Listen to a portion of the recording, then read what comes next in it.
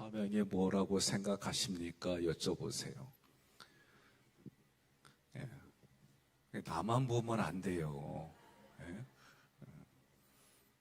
곰곰이 생각해 보니까 사명은 일단 먼저 자기 신분의 정체성이 인지가 돼야 돼요.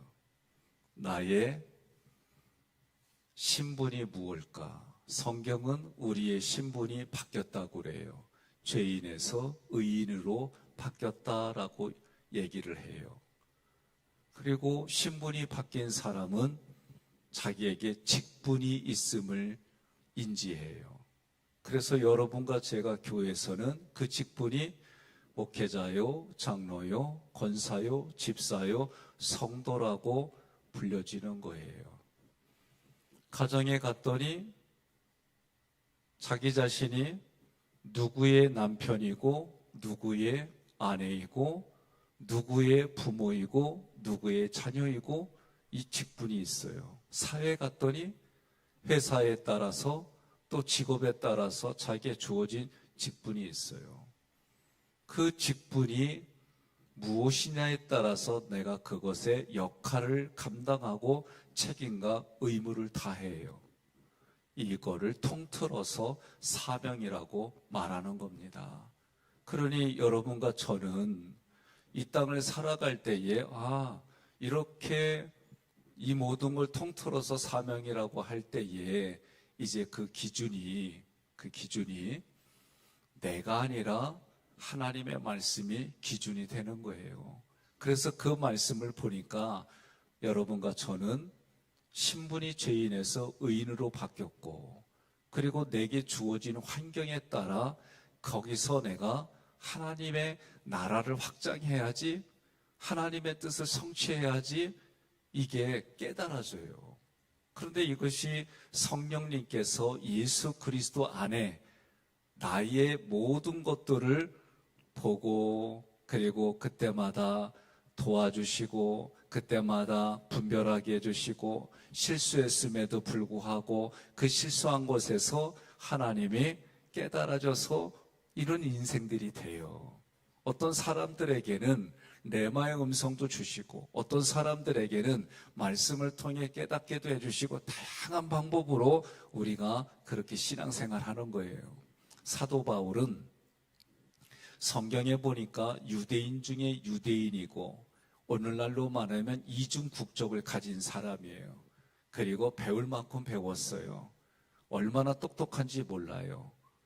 그런 사람이 하나님께 열정을 다해서 내가 하나님께 최고의 충성을 하는 건 하나님 앞에 불경스러운 예수 믿는 사람들을 잡아다가 옥에 갇히고 때리고 죽이는 일이 자기에게는 최고의 신앙이었어요.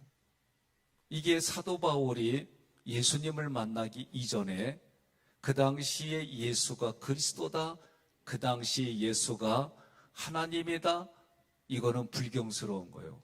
그래서 하나님께 가장 최고의 충성은 그런 불경스러운 사람을 정리하는 것이 자기의 헌신이었고 섬김이었고 모든 것이었어요. 그러던 중에 예수님을 만납니다. 예수님을 찾지 않았어요. 오히려 예수님을 대적하고 예수님과 함께하는 사람들을 죽이는 것이 자기의 최고의 신앙이었고 고백이었고 표현이었어요. 그런 바울이 예수님을 만났습니다.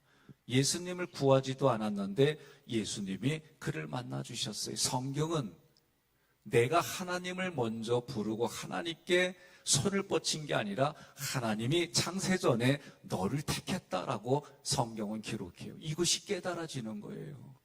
그래서 여러분과 저는 내게 찾아오신 하나님, 세상은요 신을 찾아가요. 어디로? 산과 들과 바다로 신을 찾아가. 그런데 성경은 나를 찾아와 주시고 나를 먼저 택하시고 여기까지 도와주신 분이 하나님이래요.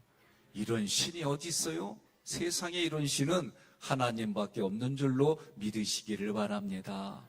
그러니 하나님이 나를 찾아와 주셔서 나를 만나 주시고 깨닫게 해주시는데 그 하나님이 사도 바울도 마찬가지예요.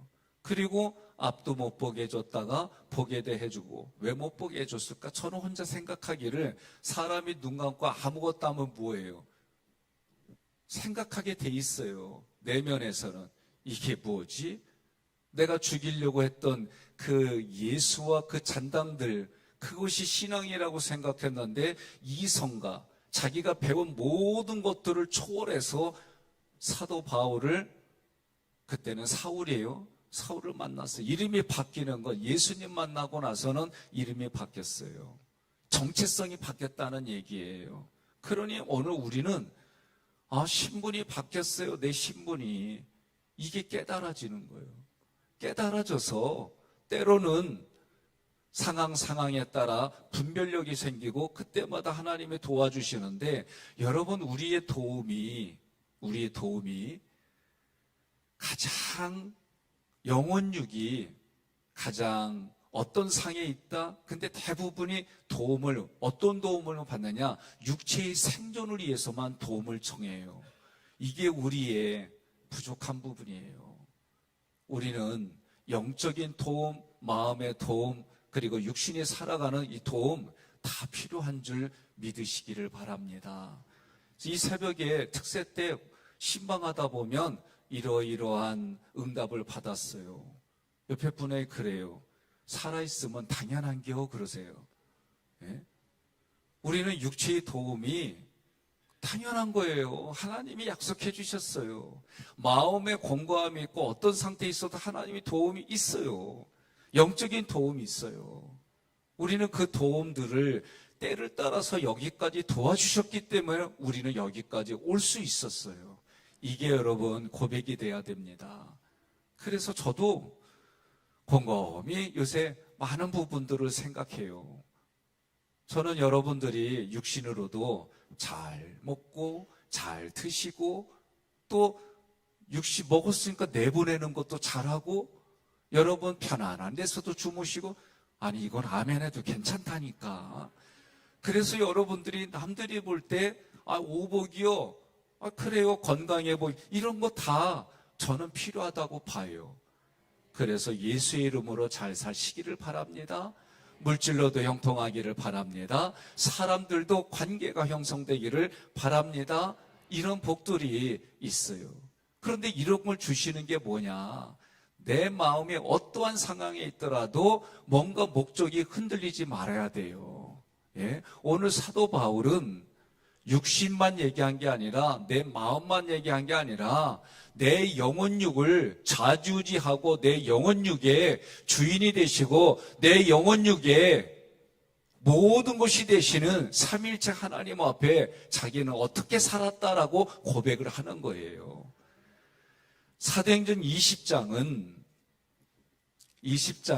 보니까 15절 이후로부터는 장소가 밀레도라고 하는 항구 도시가 나와요. 밀레도시는 그리스 신화를 이야기할 때에 많이 나오는 곳입니다.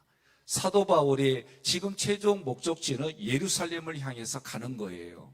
예루살렘에서 가는데 빨리 가고 싶어서 에베소도 건너뛰고 지금 최대한 빨리 가는 중에 밀레도 항구 도시에 지금 머무르는 거예요. 잠시 머물러요. 며칠 동안 머물러요. 이곳에서 바울은 에베소 교회의 장로들을 불러서, 내용은 어떤 설교를 하냐면 결별의 설교를 하는 겁니다. 그 결별 설교의 한 구절이 오늘 같이 봉독한 구절이에요. 앞부분에서 19절 함께 봉독합니다. 곧 모든 겸손과 눈물이며 유대인의 관계로 말미암아 당한 시험을 참고 주를 섬긴 것과. 아멘. 주님을 섬기는데 특징이 뭐냐? 지금 사도 바울의 겸손이 있다라고 고백을 하는 거예요. 이 겸손, 자기 스스로가 나는 겸손한 사람입니다. 우리 정서로는 안 맞아. 그래도 옆에 분에게 인사합시다. 나는 이 당대의 최고의 겸손한 자입니다. 그렇게 인사하세요. 왜 눈을 지끈 감는디야? 아니, 지금 사도 바울이 뭐라고 그러냐면 주님을 섬기는데, 섬기는 모습이 뭐냐? 자기는 겸손하다는 거예요. 예? 우리 정서로는 내가 어찌어찌 하다, 내가 이런 사람이다 말하는 게 부끄러워. 밥상을 너무나도 많이 차려놓고도 우리는 정서가 뭐야? 차린 게 별로 없이요. 많이 드시오. 앞만 봐도 이거 차려놓은 걸 이렇게 많이 이제는 정서가 바뀌었어요. 정성껏 준비했습니다. 많이 드십시오. 예? 그리고 겸손하다 그러면 아우 참 우리가 알고 있는 교훈과 교양이 출장 같네. 그렇게 생각하면 안 돼요. 지금 사도 바울은 에베소 교회 장로들에게 얘기를 하는 거예요. 자기가 주님을 섬기는데 섬기는 사도 바울의 특징이 뭐냐? 첫째가 겸손이에요. 겸손을 하게 섬겼습니다. 그는 세상의 지위가 높든 낮든 상관없이 그들과 함께 교제를 나누었습니다. 그리고 자신이 도울 수 있으면 최선을 다해 도왔어요. 이게 겸손의 모습이에요. 오늘 우리들 마음속에서도 마찬가지예요. 저도 때로는 마음에서 부대끼는 일들이 있어요. 이런 것들과 싸워요. 다른 게 아니에요. 내 정체성 때문에 싸우는 거예요. 두 번째, 바울은 눈물로 섬겼다고 그랬어요. 왜 눈물 흘렸을까? 억울해서 눈물 흘렸을까? 그렇지 않아요. 사도 바울을 보면은 구원받지 못한 세상 사람들을 향하여, 이방인들을 향하여 복음을 전한 분이에요. 그것 때문에 울었어요. 세속화된 믿음의 사람들, 분명히 믿음의 사람들인데 살아가는 모습을 보니까 세속화됐어요. 우리는 세상에 살아요. 세속화되라는 게 아니라 세상에 살면서 빛의 역할을 하고 소금의 역할을 감당하라는 거예요. 많은 분들이 목회자이건 신앙인들이건 우리들 현실 속에 그거 많이 있어요. 부대껴요. 예? 자기의 수준에 따라서 부대껴요. 그 부대낄 때마다 우리가 뭘 택하느냐? 내 의지와 내 감성과 내 결단이, 지정의가 예수님이 나에게 생명을 주셨기 때문에 나도 예수님께 인격으로 반응한다는 얘기는 나도 예수님께 생명 드리는 게 이게 인격이에요. 많은 분들이 내가 인격적인 예수님을 만났습니다. 그러면 예수님의 인격은요, 자기 생명을 나에게 주었기 때문에 나도 똑같은 모습으로 반응하는 것이 인격이에요. 상대방이 나한테 소리를 지르는데 도레미 할 때 미의 모습으로 나한테 인격을 주었다 그러면 나도 미로 반응하는 게 이게 인격이라니까요. 옆에 분에게 여쭤봐요. 이거 인격인 거 알았지요? 예? 그러니까 상대방이 나한테 하는 방식과 방법으로 수준에 맞춰주는 것이 인격이에요. 아, 왜 이렇게 아멘이 안 나온디야? 예? 상대방이 나한테 해주는 건 내 그 수준에 맞춰서 반응해주는 게 인격이라니까요. 그러면 예수님이 나에게 인격으로 내가 인격적인 예수님을 만났습니다 할 때는 예수님이 나에게 생명까지 줬기 때문에 나도 예수님께 생명까지 주는 게 인격입니다. 여러분 이거 기억하셔야 되는 거예요. 우리가 사람관계 속에서도 인격을 얘기를 할 때에 인격을 얘기를 할 때 잘 기억하셔야 되는 거예요. 그래서 그 사람이 나에게 준 인격이 뭔가 나도 거기에 맞춰주는 거예요. 그런데 지금 사도 바울은 세속화된 사람들을 위해서 눈물을 흘렸어요. 정욕적이고 변절된 사역자들을 위해서 눈물을 흘렸어요. 어떻게? 예수님께 돌아오라고, 예수님을 바르게 믿으라고, 그래서 삶을 예수님 믿는 사람답게 살라고. 이게 사도 바울이 눈물을 흘린 이유예요. 바울이 많은 시험을 받았습니다. 극복했습니다. 그리고 섬겼습니다. 많은 분들이 섬김은요 다 자기 기준이에요. 그런데 사도 바울은 섬김의 기준이 자기가 아니었어요. 자기가 아니었다는 것이 바로 겸손과 눈물과 시험을 참고 주를 섬겼다. 또 익숙한 말로 말하면 자기를 부인했다. 많은 사람들이 상대방이 나에게 주는 그 인격으로 나도 하다 보니까 어떻게 기준이 상대방이 아니라 자기가 돼버렸어요. 성경을 보세요. 섬김의 기준이 다 자기 것으로 가져간 사람들은 그 자기 것의 그 내면에 예수가 있으면 상관이 없지만 자기 기준이 될 때는 예수님은 안 보여요. 예수님은 자꾸 뭐라 그러면 아유 예수님 쓸데없는 소리 하지 말고 가만히 있어. 이런 모습으로 섬기는 거예요. 그러니까 결국은 자기 생각으로 하니까 내게 잘하면 잘해주고 내게 못해주면 못해주고 내 나름대로의 요구사항을 들어주면 해주고 요구사항 들어주지 않으면 안 해주고 이런 인격이 돼버린 거예요. 그런데 사도 바울은 뭐라고 그래요? 19절에 겸손과 눈물과 유대인의 간계라고 그랬어요. 간계는 이간질한다 그 얘기예요. 쉽게 말하면 이런 모습으로 자기가 시험을 받았어요. 그런데 뭐라고 그래요? 참았어요. 그리고 어떻게 했어요? 주님을 섬겼어요. 여러분, 구원받지 못한 유대인들에게 생명의 위협을 받을 정도로 공격을 받고 매맞고 거의 죽음에 이르는 상황에 있었을지라도 이는 어떻게 했느냐? 주님을 섬겼다는 얘기는 주님을 끝까지 믿고 고백하고 나는 예수님을 믿는 사람이다. 이게 그 다음에 그 모습이 자기 삶의 실제가 나와요. 전도하고 가르쳤다라고 가르쳐줬어요. 어떤 상황에 있든지. 그럼에도 불구하고 바울은 주춤하지 않았어요. 물러서지 않았습니다. 끝까지 복음을 전하고 가르쳤습니다. 어디에서? 각 집집마다, 공공장소에서, 대중들 앞에서 복음이신 예수 그리스도를 전하고 가르쳤습니다. 그 대상이 헬라인이든지 유대인이든지 인종과 국적과 지위와 고하를 막론하고 빈부를 따지지 않고 복음을 전했다라고 20장에 자기의 신앙 고백이 나왔어요. 23절에 바울이 가려고 하는 성마다 성령께서 말씀하시기를 너를 맞이하는 것은 결박과 환난이다라고 말씀해 주셨어요. 너가 복음을 전하려고 하는 곳마다 환난이 있고 너가 가는 곳마다 결박이 기다리고 있다. 성령의 음성을 들었어요. 이 음성에 대한 대답이 오늘 함께 여러분과 제가 봉독한 24절의 이야기예요. 옆 사람이 물어봐요. 여기 가면 있잖아, 너 욕하는 장소야. 여기 가면 있잖아, 너에 대해서, 너의 가문에 대해서 이러쿵저러쿵 안 좋은 소리 들어. 갈래? 왜 입술이 굳었슈? 예? 나도 기분 나빠. 그런 소리 들으면 저라고 뭐 기분이 좋아질 것 같아요? 예? 저 기분 나빠요. 앞에서는 칭찬하고 뒤에서는 욕하는 사람 보면은 저는 속에서 안 좋아해요. 저도 더군다나 뒤에서도 욕하고 앞에서도 욕하는 사람 만나면 피하고 싶어요. 이 정서는 누구나 다 똑같아요. 여러분 안 그래요? 근데 옆에 분한테 그래요. 근데 왜 그러고 산대야? 예? 왜 그러고 살아요? 나도 다 들어요.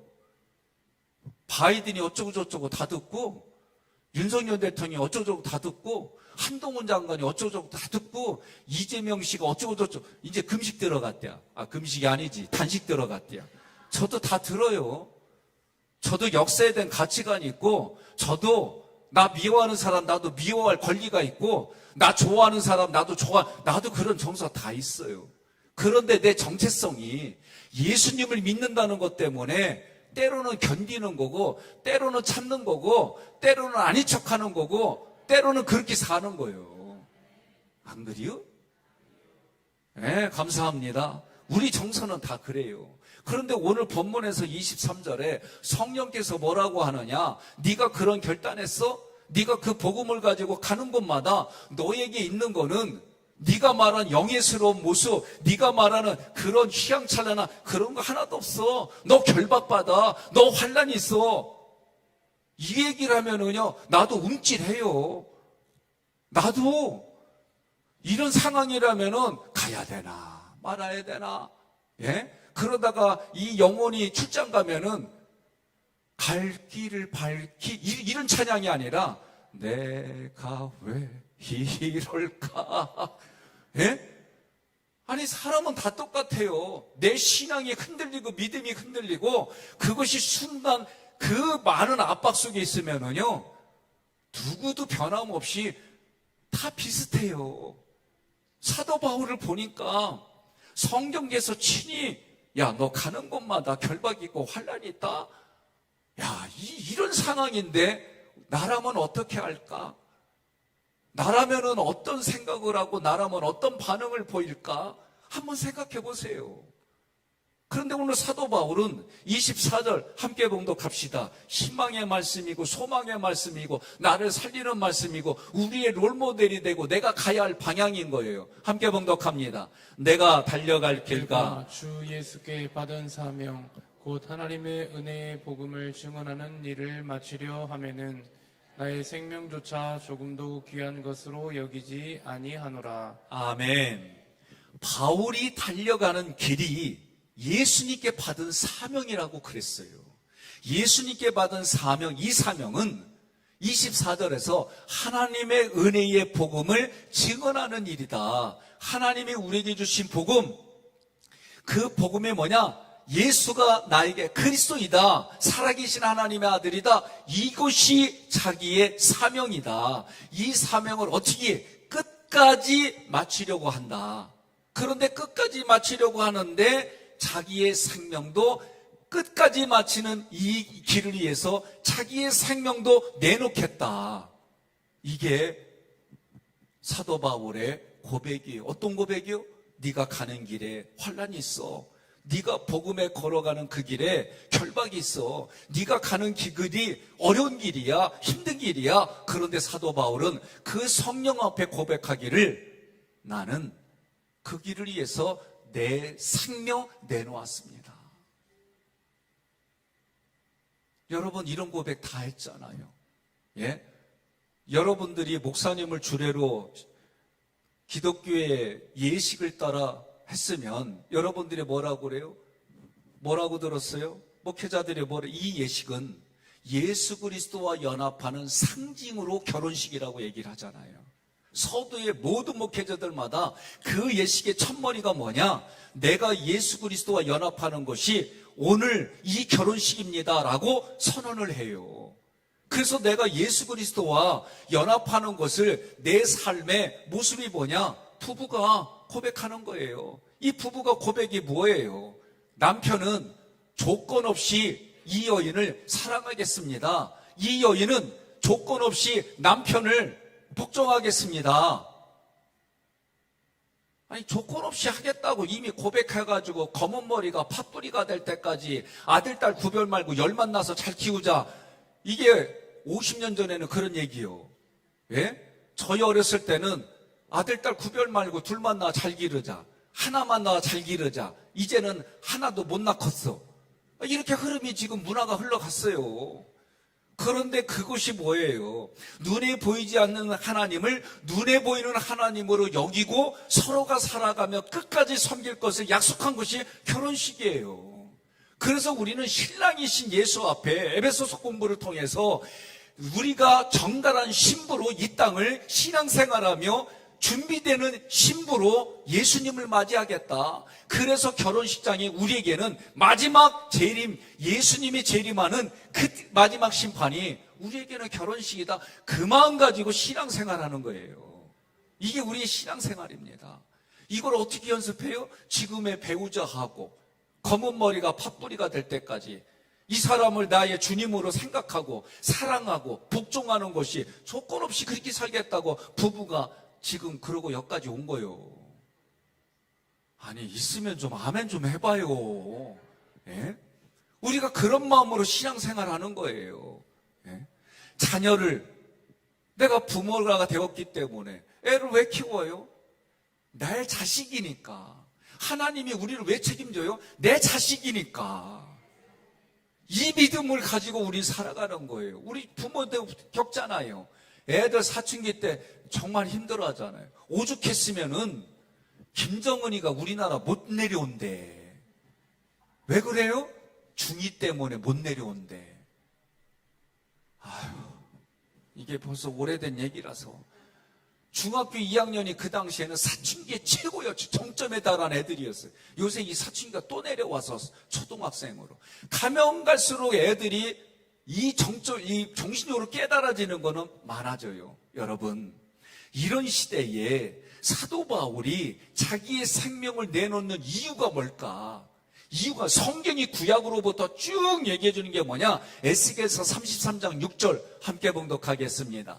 그러나 만일 그 파수꾼이 적군이 오는 것을 보고도 경고의 나팔을 불지 않아 사람들이 적의 칼날에 죽으면 그들은 자기들의 죄로 죽겠지만 나는 그들의 죽음에 대한 책임을 파수꾼에게 물을 것이다. 아멘.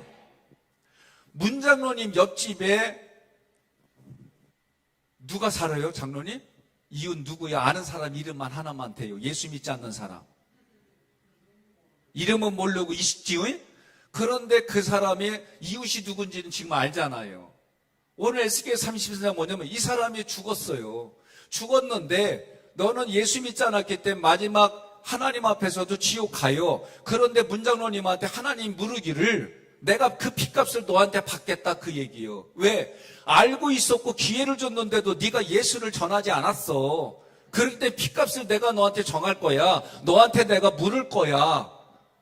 엄매 무서워라. 그런데 사도 바울은 20장에서 이렇게 말하는 이 마지막을 뭐라고 말하냐면 사도행전 20장 26절로 27절 함께 봉독합니다. 그러므로 오늘 여러분에게 증언하거니와 모든 사람의 피에 대하여 내가 깨끗하니 이는 내가 꺼리지 않고 하나님의 뜻을 다 여러분에게 전하였습니다. 아멘. 사도 바울은 문장로님의 이치에 있으면은 그 사람에게 복음을 전했다는 거예요. 안 받으면은 뭐요? 그 사람 몫이요. 받아들이면은 나는 생명의 면류관이 예비됐단 말이에요. 그래서 사도 바울은 자기의 생명을 걸어내놓고 마지막까지 자기는 자기가 만난 모든 사람의 핏값을 자기가 안 받는다는 거예요. 왜?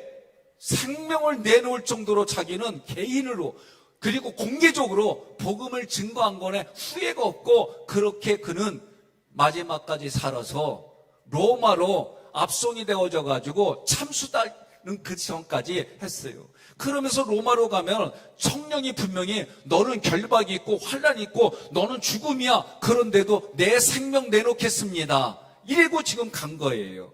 그래서 사도 바울이 뭐라고 생각했냐면 제가 추측하기로 성경을 근거로 법정에 가면 예수님을 알지 못하는 그 로마인들에게 내가 예수를 증거할 수 있는 기회가 되기 때문에 자기의 생명을 내놓아서라도 나는 거기까지 가겠습니다. 이런 얘기가 되는 거예요.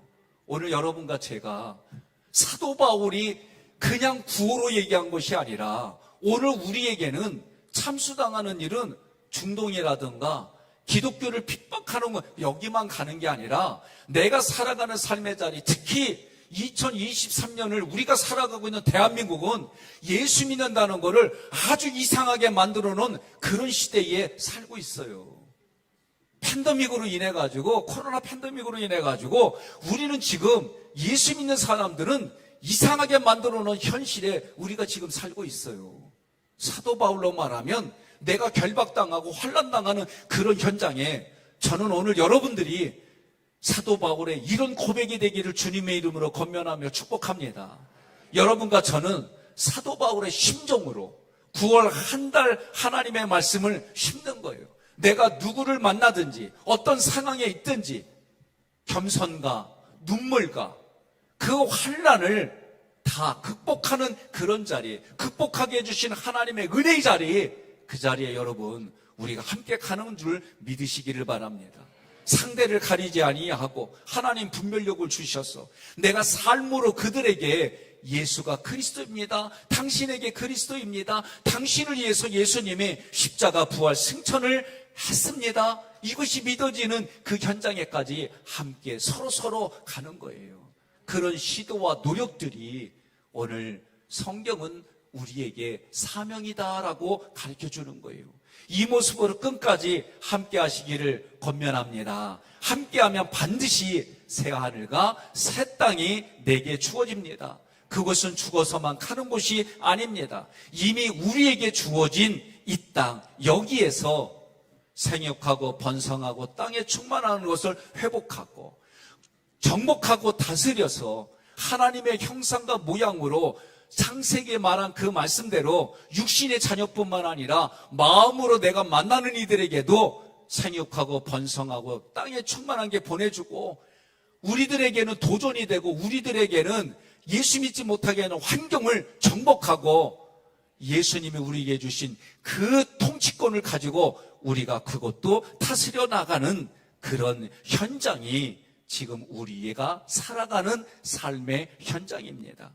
오늘 우리가 9월 첫 시간을 하나님께 드립니다. 하나님이 받으시고 때를 따라 도와주십니다. 9월 한 달 그리고 우리의 남은 생애에도 주님의 권능이 임재로 함께 하시기를 주님의 이름으로 권면하며 축복합니다.